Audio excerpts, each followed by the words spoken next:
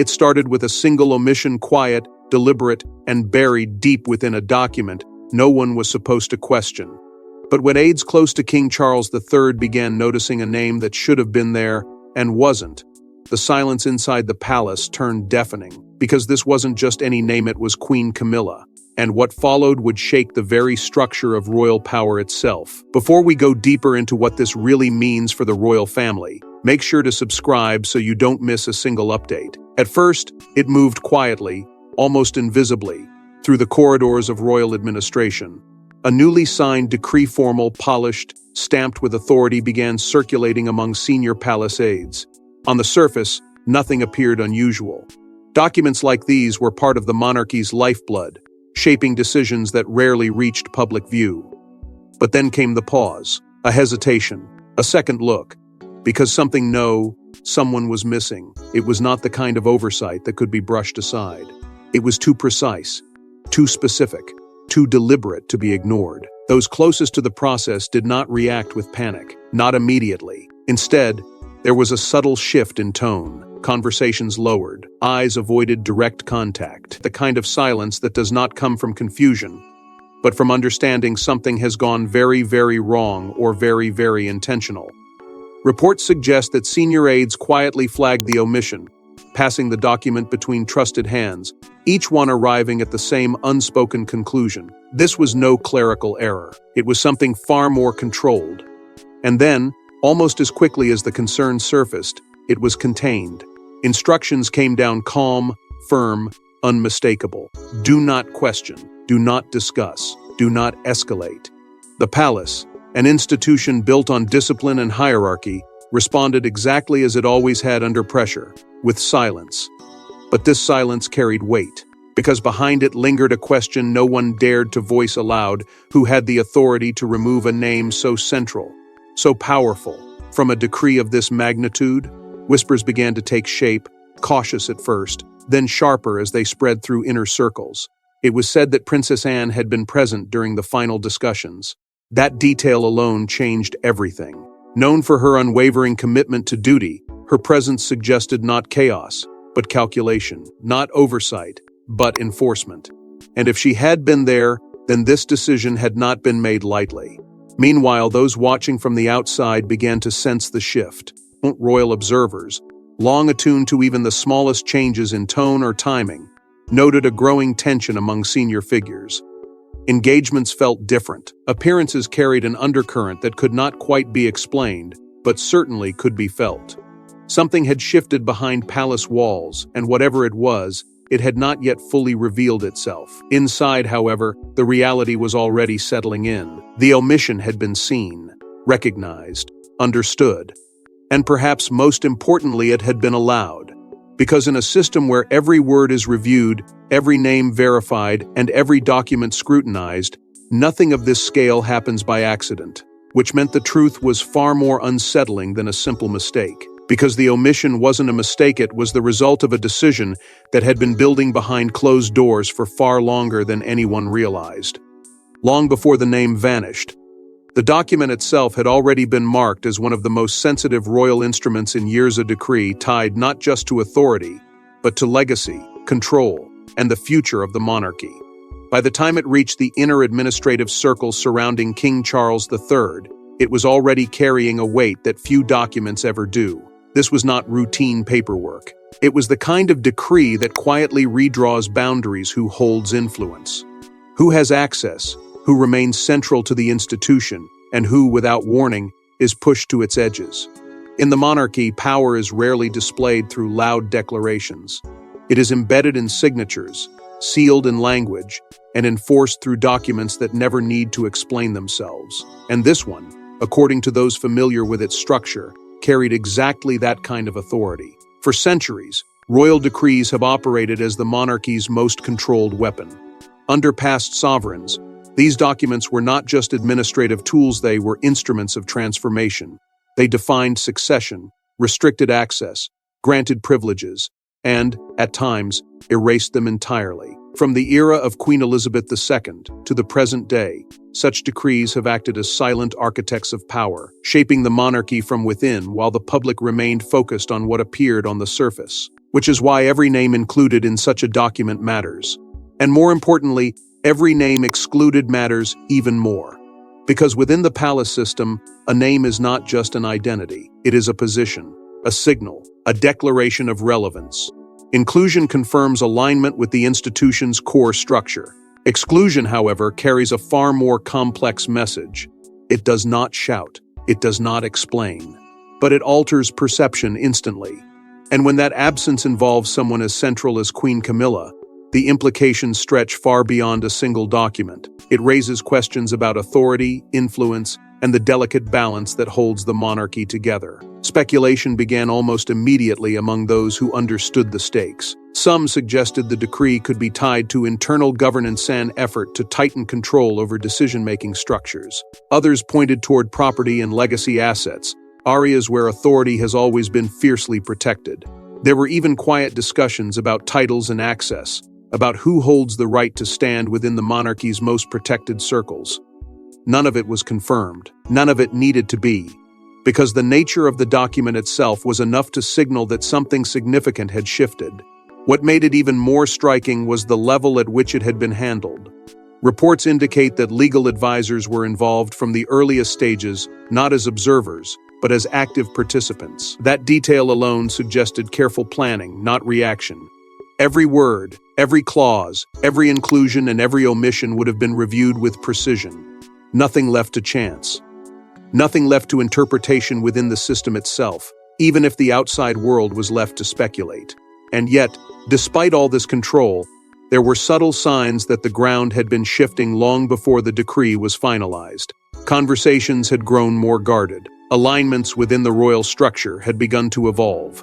Those closest to the institution sensed it not as a sudden change, but as a gradual tightening, as if decisions were being prepared quietly, long before they would ever appear in writing. Because in the monarchy, nothing of this magnitude happens in isolation. Every document is the final step in a much longer process, one shaped by tension, negotiation, and unspoken conflict.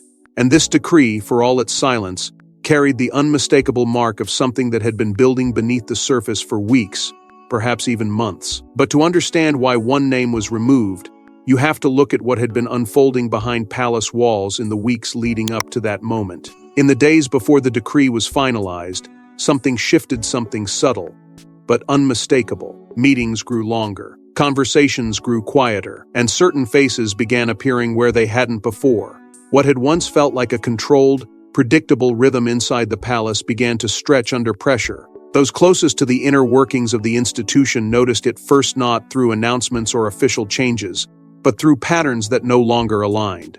Doors that used to open freely were now closed more often. Schedules that once flowed with routine precision became crowded with last-minute revisions. And at the center of it all, Princess Anne emerged as a constant presence, moving with a kind of quiet urgency that did not go unnoticed. Reports suggest that her involvement was not ceremonial, nor advisory, yet was decisive. Meetings involving senior advisors became more frequent, more focused, and, according to those familiar with the atmosphere, far more intense than usual. At the same time, there were subtle but telling signs surrounding King Charles III. Publicly, he maintained composure, fulfilling his duties with the same measured tone the world had come to expect. But insiders began to describe a different reality behind the scenes. There were moments, brief, controlled, but visible to those paying attention, where the strain seemed to surface.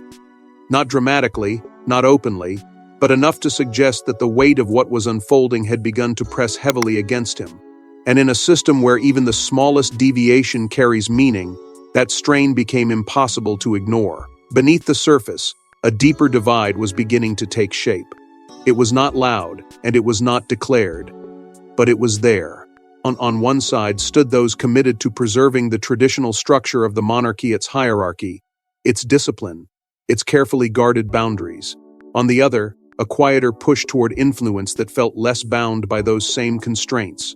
Insiders whispered about disagreements, not explosive confrontations, but firm, calculated differences over protocol, authority, and the future direction of the institution. It was not just a disagreement of opinions, it was a clash of visions. Those who worked within the palace began to notice the distancing. Conversations that once carried ease now felt measured. Interactions that had once been routine became shorter, more formal, more controlled. Certain figures appeared less frequently in key discussions, while others unexpectedly became more prominent. And through it all, communication tightened. Information no longer moved freely, even within trusted circles. Messages were filtered. Access was limited. The palace, known for its layers of discretion, seemed to be adding even more. Outside the palace walls, the media began to sense it too, not through direct confirmation, but through absence of clarity, of consistency, of the usual signals that help interpret royal movement. Royal watchers, accustomed to reading between the lines, started to notice that those lines were becoming harder to read. Something was building, something that had not yet surfaced, but was clearly taking shape beneath the carefully maintained exterior. And within those final days before the decree was signed, the atmosphere shifted from controlled tension to something far more decisive. Because when meetings extend, when communication tightens, when authority begins to consolidate around certain individuals, it signals something inevitable. Not a possibility, but an outcome waiting to be formalized. And then, according to those closest to the situation, a line was crossed, one that could no longer be ignored. It wasn't a public confrontation. There were no raised voices captured on camera. But behind closed doors, a decision was made, swift, precise, and impossible to reverse. By the time those final discussions began, the tension that had been building beneath the surface had reached a point where silence could no longer contain it. What had once been managed, through careful negotiation and quiet compromise, now stood exposed as a deeper conflict, one rooted not in personality, but in power, control, and the direction of the monarchy itself. Reports suggest that the disagreement had been escalating for days, perhaps longer, with each side holding firm, unwilling to yield. It was not dramatic in the way the public might imagine. It was controlled, calculated. But beneath that control was something far more serious, a breaking point that had finally arrived. At the center of that moment stood Princess Anne. Known for her unyielding sense of duty and her ability to act without hesitation when the institution demanded it, her role in what followed would become impossible to ignore. Insiders describe her presence in that final phase not as passive, but as decisive. She did not react to the situation, she moved through it with clarity, as though the outcome had already been weighed long before the meeting ever began. And in a system where authority is rarely exercised so directly, that kind of certainty carried enormous weight. According to those familiar with the sequence of events, a final closed-door meeting brought everything to a head. It was here that the unresolved tensions, the quiet disagreements, and the competing visions converged into a single moment of decision. Advisors were present, legal, strategic, and institutional voices who understood exactly what was at stake. And their warnings, it is said, were clear. Whatever choice was made would not simply resolve a disagreement. It would redefine relationships, influence perception, and leave a mark that could not be undone. But the decision was made anyway, and once it was made, there was no hesitation. The decree moved forward. The language remained intact. The authority was sealed. But one critical name was removed. Queen Camilla was no longer part of the document. Not delayed, not reconsidered, removed, finalized. And in that single act, the quiet tension that had been building for so long was transformed into something far more permanent. What followed was immediate, but controlled. Information was locked down with precision. Access to the document was restricted. Conversations were cut short before they could fully form. The palace, already known for its discipline, moved into a state of near-total containment. There would be no leaks, no confirmations, no explanations. Only silence, carefully maintained, carefully enforced.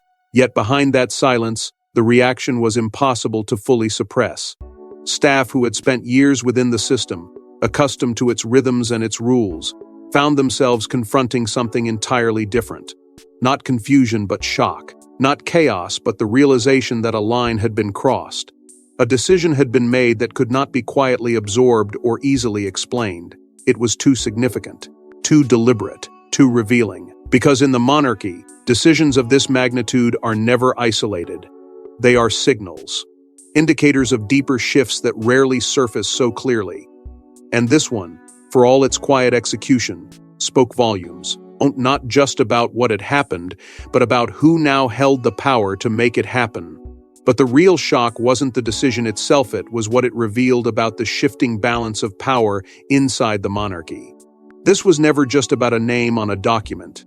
It was about something far deeper, something rooted in legacy, control, and the silent battle over what the monarchy should become. Because within the structure of the royal institution, moments like this do not emerge in isolation. They are shaped over time through influence, through alignment, through the gradual strengthening of one vision over another. And what this decision exposed, more than anything else, was the growing presence of those determined to preserve the monarchy not as it adapts, but as it endures. Reports suggest that traditionalist figures within the royal structure had been gaining quiet momentum, reinforcing the idea that the institution must remain tightly controlled, carefully guarded, and resistant to forces that might dilute its authority. It was not about resisting change entirely, it was about controlling how that change happens, and more importantly, who controls it. At the center of that evolving balance stands Prince William. His role, increasingly defined by long-term stability rather than immediate reaction, reflects a broader alignment with those who view the monarchy as something that must be protected from internal uncertainty as much as external pressure. Insiders have long suggested that his approach is not driven by impulse, but by structure, by the belief that the institution must remain intact, even if that requires difficult decisions behind the scenes. And in moments like this, where authority is quietly reshaped, that alignment becomes more visible, even if it is never openly acknowledged. But beneath that alignment lies a more complex question, one that continues to echo through the palace. Who truly holds influence within the inner circle? Is it defined by title, by proximity, or by the ability to act when the moment demands it? The removal of a name from a document may seem procedural on the surface, but within this system, it signals something far more significant. It suggests a recalibration of authority, a subtle shift in who stands at the center of decision-making and who, despite their position, may no longer hold the same level of control. And then there is the enduring presence of legacy, particularly that of Queen Elizabeth II. Even in absence, her influence continues to shape the monarchy's direction, not through direct action, but through the framework she left behind. The principles she reinforced: duty, restraint, preservation of the institution above all else, still guide those who now find themselves making decisions under pressure. Reports suggest that these principles are not simply remembered, they are actively invoked, serving as a silent reference point in moments where the future of the monarchy feels uncertain. At the same time, there are growing concerns about perception both within and beyond the palace walls. The monarchy exists not only as an institution of governance, but as a symbol, one that must maintain public trust while navigating internal complexities. Insiders have hinted that unity, or at least the appearance of it, remains a priority. But decisions like this challenge that balance, forcing those involved to weigh immediate consequences against long-term stability. And in doing so, they reveal just how delicate that balance has become. What this move ultimately represents, according to many interpretations, is not an isolated action, but a strategic repositioning of power, a deliberate effort to redefine boundaries, to clarify roles, and to reinforce a structure that may have been quietly shifting for some time. It raises the possibility that what we are witnessing is not the end of a conflict, but the beginning of a transformation, one that could reshape how authority is exercised within the royal family moving forward. Because if a single decision can alter perception this dramatically, then its implications stretch far beyond the moment itself. They extend into the future, into questions of succession, influence, and the evolving identity of the monarchy. And as those questions begin to surface, they carry with them a sense of uncertainty that cannot be easily contained. And as the implications began to ripple outward, one question remained: what happens next? Inside the palace, the reaction was immediate but carefully contained. Because while the world hadn't yet seen the full picture, those within the royal circle knew exactly what had just happened. The shift could be felt almost instantly, not through loud declarations or visible disruption, but through a tightening of atmosphere that seasoned staff recognized all too well. Reports suggest that among senior aides and long-serving officials, the mood turned tense, measured, cautious, and deeply aware that something irreversible had taken place. Conversations became shorter, more deliberate, movements were quieter. And while the structure of the palace continued to operate with its usual precision, there was an unmistakable undercurrent running beneath it, one that signaled this was no ordinary development. What made the situation even more complex was the need to preserve unity on the surface. The monarchy, by its very nature, depends on a carefully maintained image of stability. No matter what unfolds behind closed doors, the outward presentation must remain controlled, composed, and unwavering. And so, even as internal strain began to ripple through the institution, efforts were made to ensure that nothing appeared out of place. Public engagements continued. Statements remained neutral. The rhythm of royal life carried on as if nothing had shifted at all. But inside, those closest to the center knew the balance had already changed. Amid that shifting balance, there were subtle but significant adjustments taking place, particularly surrounding Queen Camilla. While nothing was officially acknowledged, insiders began to speculate about her reduced presence in key discussions. It was not an absence that could be easily defined, but rather a quiet repositioning, less visibility in moments where decisions were being shaped, less involvement in conversations that once may have included her. And in a system where presence equals influence, even a subtle change like that carried weight. Behind the scenes, a controlled messaging strategy was already being formed. Not to explain what had happened, but to manage how it would be perceived if and when it surfaced. Those responsible for safeguarding the monarchy's public image moved quickly, aligning language, preparing responses, and ensuring that if questions arose, they could be met with calm, consistent restraint.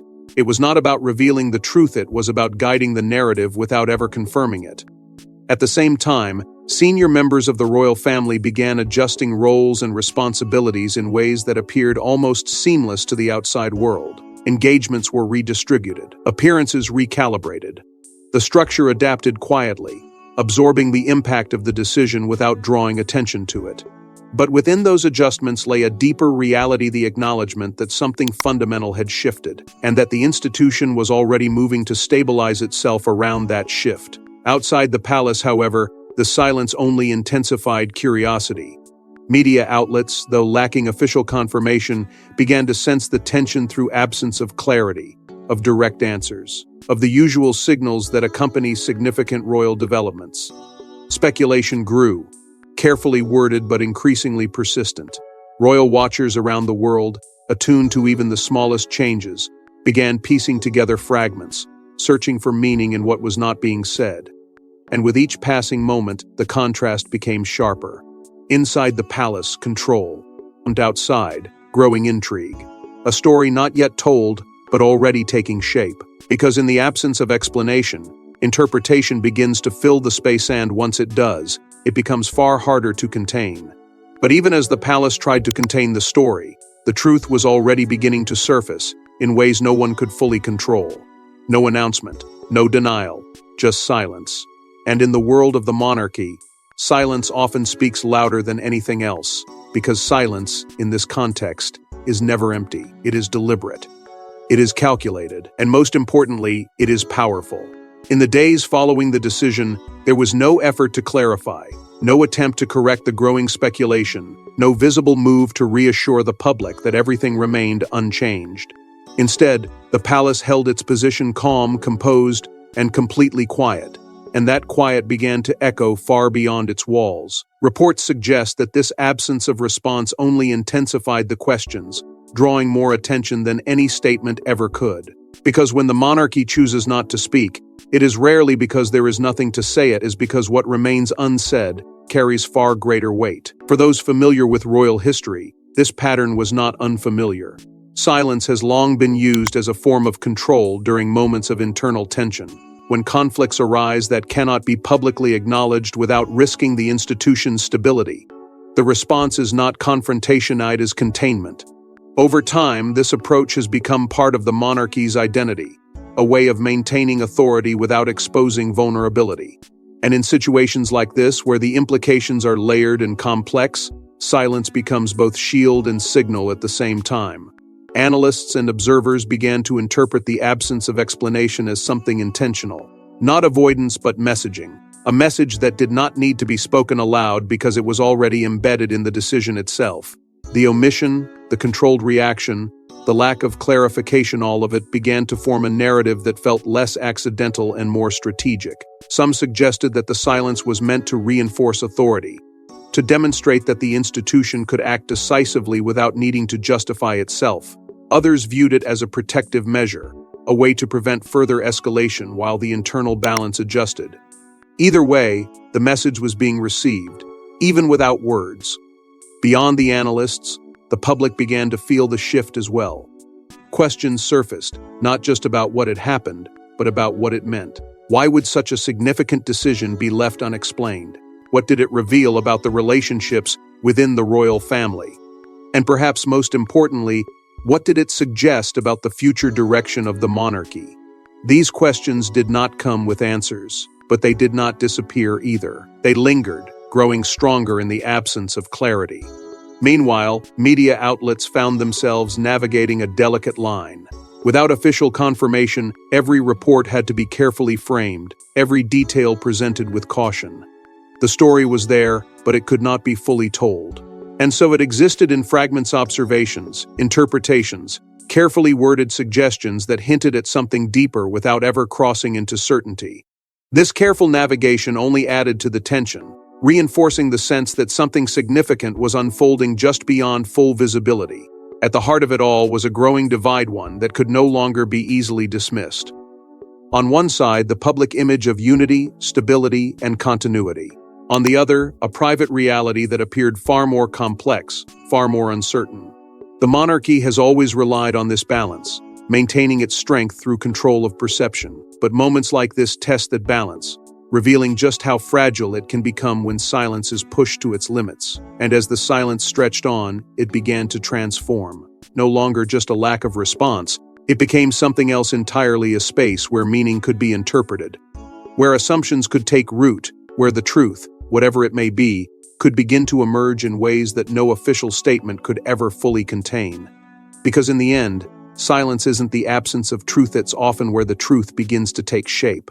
What began as a missing name has become something far greater, a moment that could quietly redefine the monarchy itself. Because decisions like this do not end with the stroke of a pen. They echo, they expand, they reshape the structure they emerge from, often in ways that are not immediately visible but deeply felt over time. What appeared, at first, to be a controlled adjustment within a single document now carries implications that stretch far beyond that moment. It signals a shift in how authority is exercised, how influence is measured, and how the monarchy intends to move forward in an era where every decision is scrutinized, interpreted, and remembered. At its core, this development points toward a strengthening of institutional authority over individual presence. The monarchy, long defined by the delicate balance between personal roles and collective duty, appears to be reinforcing its foundation, placing the structure itself above any one figure within it. And in doing so, it sends a message that is both stabilizing and unsettling. Stabilizing because it reaffirms continuity. Unsettling because it suggests that even the most established positions are not beyond recalibration when the institution demands it. For King Charles III, this moment becomes more than a decision, it becomes part of his legacy, not because of what was said publicly, but because of what was allowed to happen quietly. Leadership, in this context, is not always defined by visible action. Sometimes, it is defined by the willingness to permit a course of action that reshapes the internal balance of power. And whether by intention, necessity, or circumstance, this decision now becomes inseparable from how his reign will be understood in the years to come. At the same time, the role of Princess Anne emerges with renewed clarity.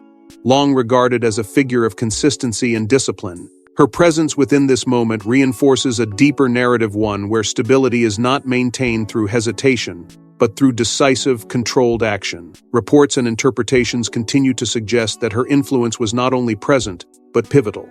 And in a time when the monarchy faces both internal and external pressures, that kind of influence becomes more than supportive, it becomes central. Yet even as the structure appears to stabilize, questions remain. What does this mean for the future dynamics within the royal family? How will relationships evolve in response to this shift? And perhaps most importantly, how will those within the institution adapt to a reality where roles, once assumed to be fixed, are now shown to be subject to change? These are not questions that demand immediate answers. but they are questions that will continue to shape the narrative moving forward. Because the monarchy today exists in a space between tradition and transformation. It must respond to modern expectations while preserving the principles that define its identity. And moments like this, quiet, controlled, but deeply significant, demonstrate how that balance is maintained. Not through public declarations, but through decisions that unfold behind closed doors, guided by those who understand the weight of what they are protecting. In the end, this is not just a story about absence. It is a story about presence of authority, of legacy, of the enduring power of an institution that continues to adapt without ever fully revealing how it does so. And as time moves forward, this moment will not fade. It will remain embedded within the larger story of the monarchy, shaping how it is seen, how it operates, and how it survives. Because in the House of Windsor, the most powerful moves are rarely the loudest, they're the ones made in silence, long before the world ever notices. Thanks for watching. Please don't forget to like and subscribe, and we will see you in the next one.